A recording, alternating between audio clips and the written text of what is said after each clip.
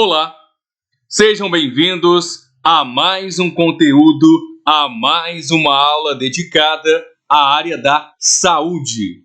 Então, neste vídeo, falaremos sobre a doença de Chagas.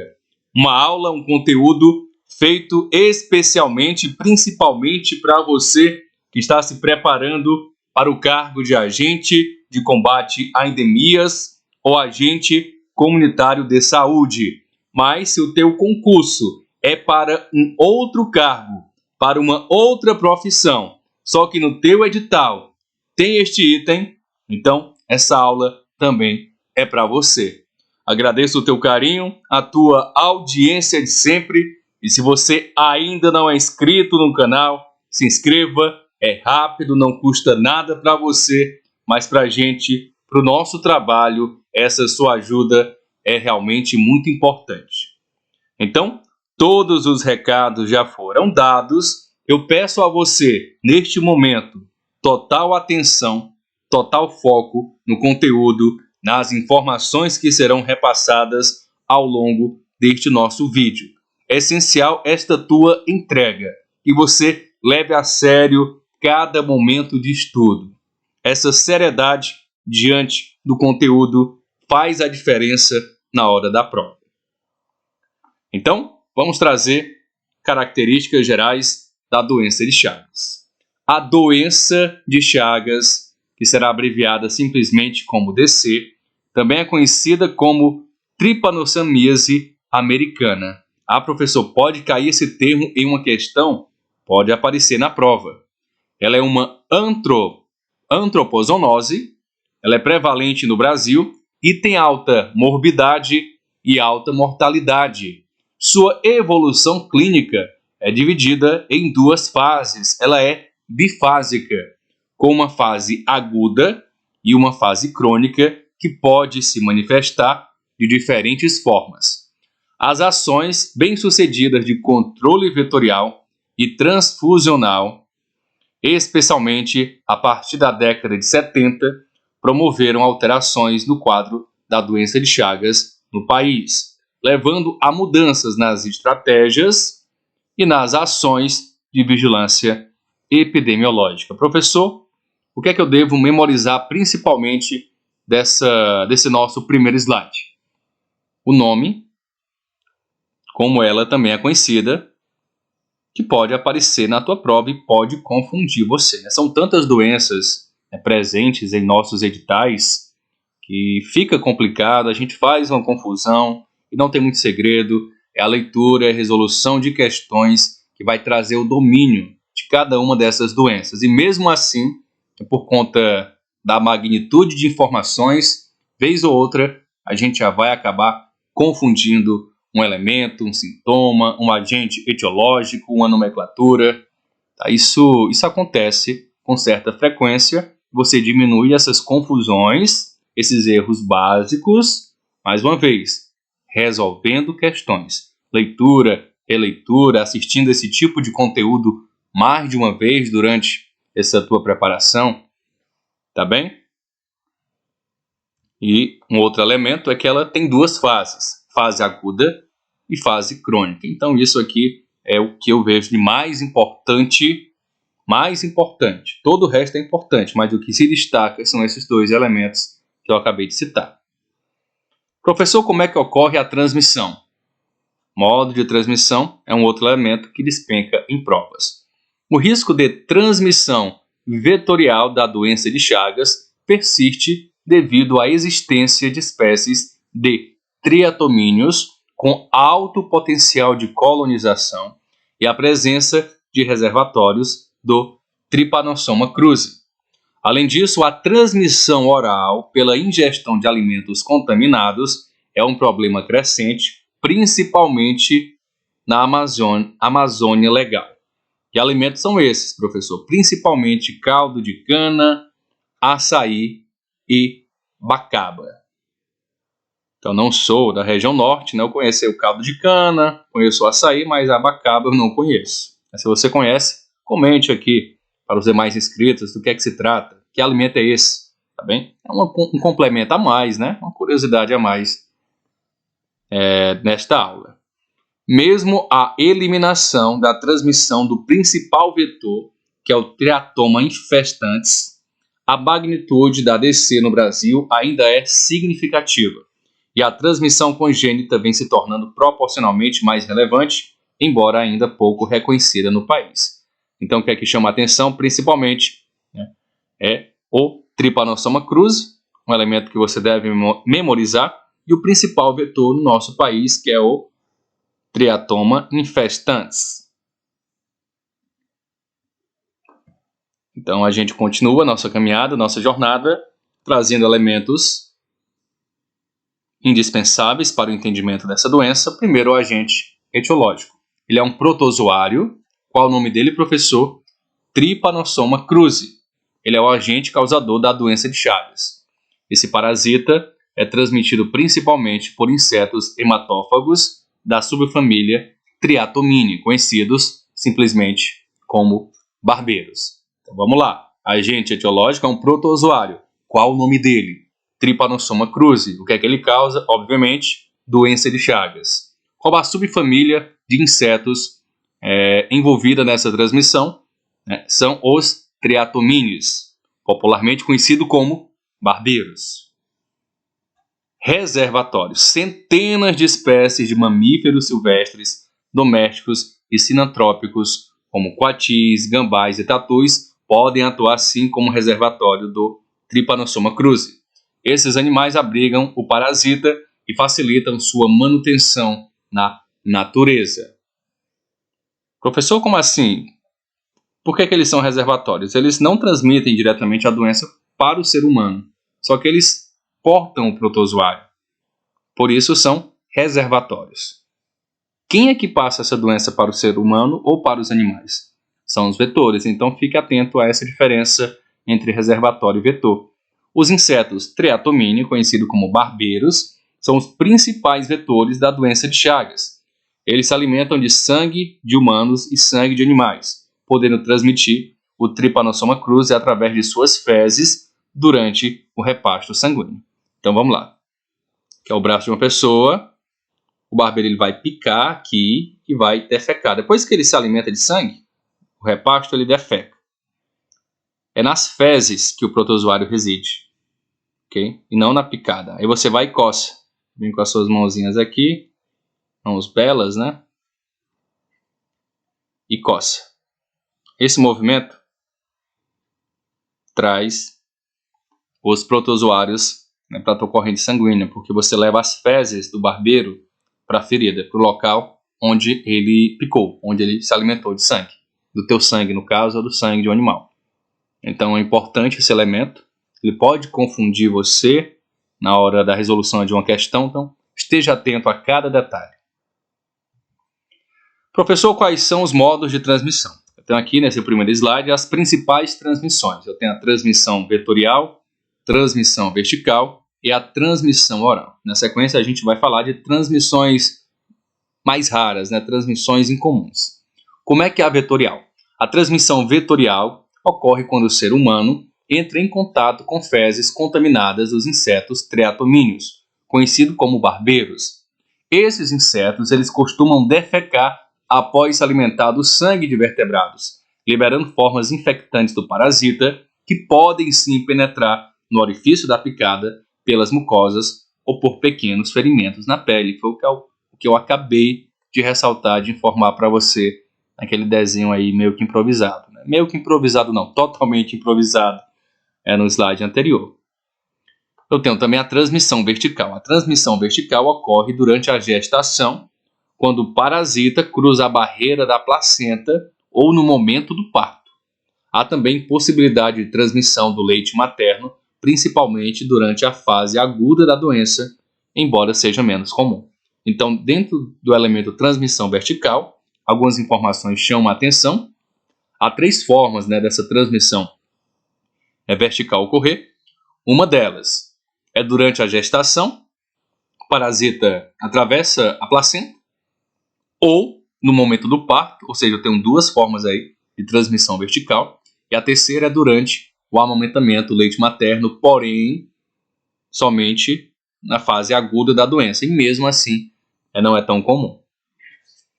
Eu tenho a transmissão oral também. A transmissão oral pode acontecer quando há ingestão de alimentos contaminados, seja acidentalmente, com triatomínios infectados ou com fezes contaminadas.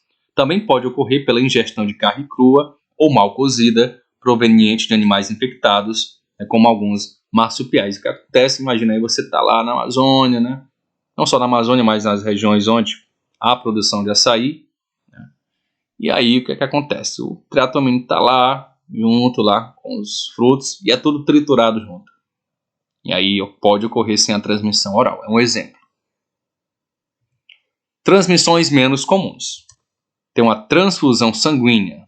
É a transmissão pelo sangue contaminado com as formas, né, do Tremossoma cruzi, através de transplante de órgãos, transmissão pelo transplante de órgãos ou tecidos do doador infectado, acidentes laboratoriais, né, transmissão pelo contato direto com culturas ou sangue contaminado. São formas raras, porém possíveis. Atenção, né, crianças correm risco de contrair a doença de Chagas ao ingerir acidentalmente o triatomínio ou ter contato direto com suas excretas contaminadas com o parasita. Ok?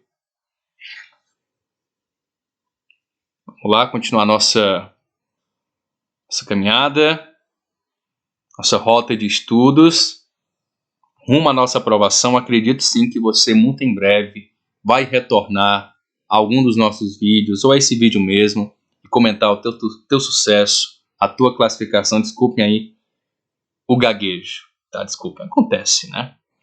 Então eu acredito que você vai conseguir essa classificação, vai conseguir um bom resultado, e você só depende de você para fazer uma boa prova. Você pode até falar, professor, fiz uma boa prova, mas não consegui entrar. Ok, mas você fez a sua parte, que é fazer uma boa prova. Então é melhor do que você se remoer porque foi péssimo e a culpa foi só sua, né? Então dê o seu melhor, assista nesse tipo de conteúdo, leia, principalmente para você que mora em cidade grande, no percurso para o trabalho, você que pega ônibus, chega cansado, aproveite qualquer momento. Do mesmo jeitinho que você entra no WhatsApp, entra no TikTok, Kawaii, jogo do tigrinho, Instagram, você pode entrar no YouTube e assistir aula em aplicativo de resolução de questões, tá? Tudo é possível.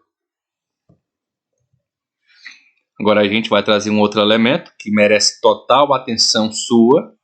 É um elemento que eu mesmo não tinha atenção, né? Passava meio que batido, era quase que, vou ler porque está na rota de estudo, porque está na rota da leitura. Mas isso não vai cair. Eu já vi mais de uma questão, né, em todo esse tempo de resolução de conteúdo, cobrando exatamente esses períodos em relação ao tipo de transmissão, que é o que a gente tem nesse slide. Tá?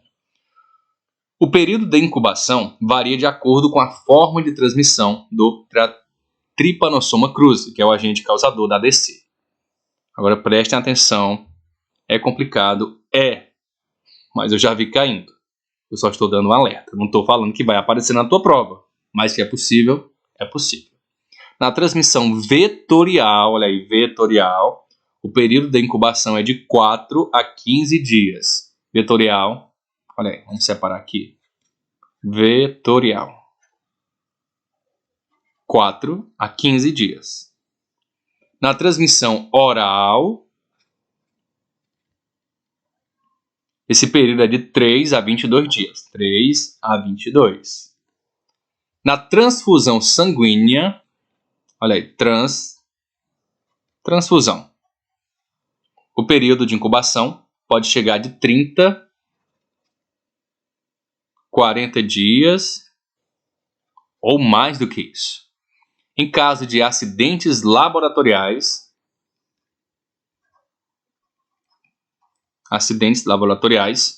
a incubação pode ser de até 20 dias após a exposição. Outras formas de transmissão não possuem períodos de incubação definidos. Então vamos lá, vetorial 4 a 15 dias, oral 3 a 22 dias, transfusão sanguínea 30 a 40 ou mais dias, acidentes laboratoriais 20 dias. E não tem muito segredo, é ler, reler, tentar internalizar e memorizar. E principalmente torcer para não cair na prova esse tipo de questionamento. Em geral, a maioria dos indivíduos infectados pelo T. cruzi, eles carregam o parasita ao longo da vida, tanto nos tecidos e órgãos, quanto em alguns casos no próprio sangue. A suscetibilidade à infecção ela é universal, e os anticorpos produzidos em infecções anteriores não conferem proteção. Assim, a pessoa pode manifestar ou não a doença de Chagas sempre que for exposta ao parasita. Tem mais, professor? Tem mais informação, tem mais conteúdo? Continue com a gente. Ah, professor, tô cansado, tô com sono. Se o cansaço chegou, você aperta pause e volta depois, tá? Que não vai adiantar estar estudando e não entender absolutamente nada. Manifestações clínicas, como já citado, eu tenho duas fases.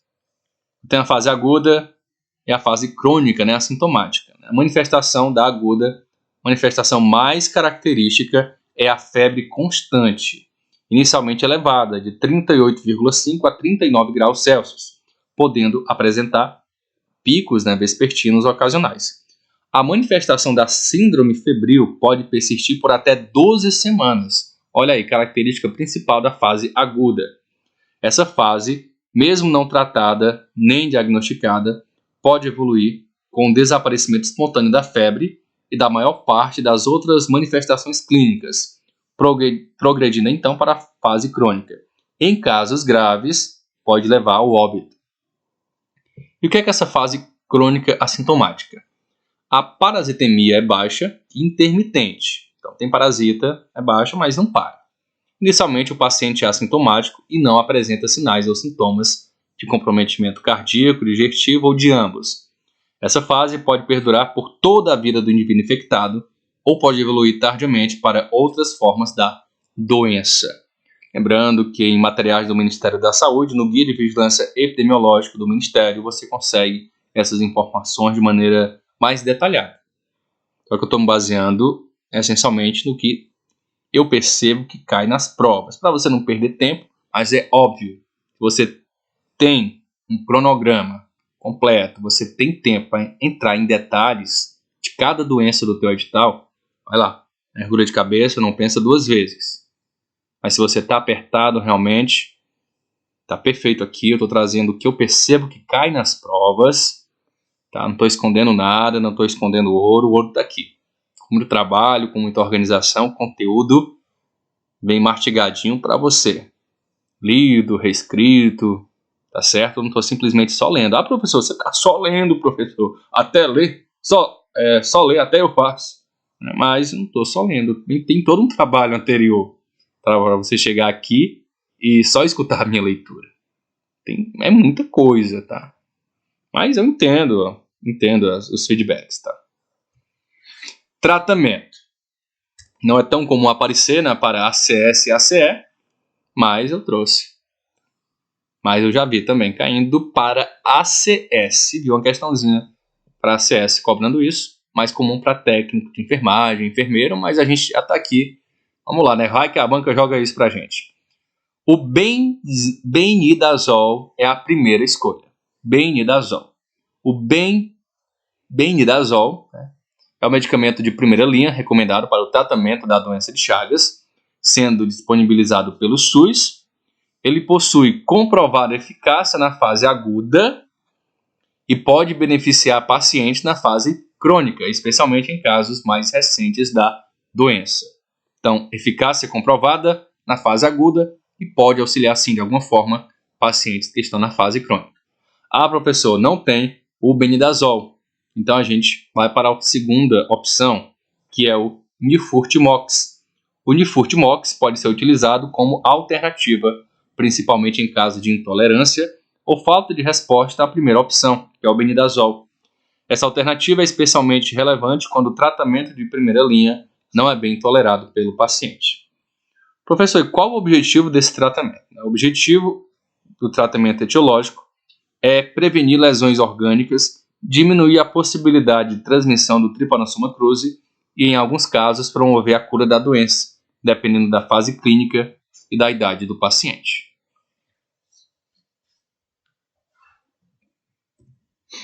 Prevenção e controle da doença de Chagas. Temos aqui algumas situações. Algumas orientações: manter quintais limpos. É essencial que a população mantenha seus quintais limpos, evitando o acúmulo de materiais que possam servir de abrigo para os insetos que transmitem ADC. Isso ajuda a eliminar os locais de inibição e reprodução desses vetores.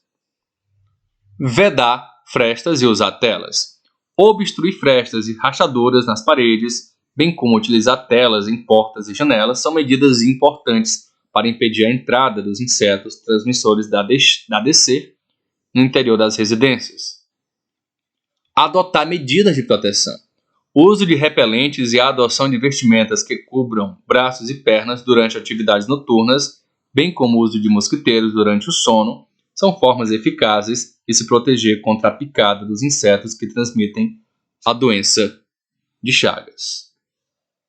E lembrando, ao final do vídeo, não deixe de comentar de qual cidade, de qual estado você tem acompanhado o nosso trabalho, o nosso canal. Deixe o teu comentário, tua sugestão, tua crítica.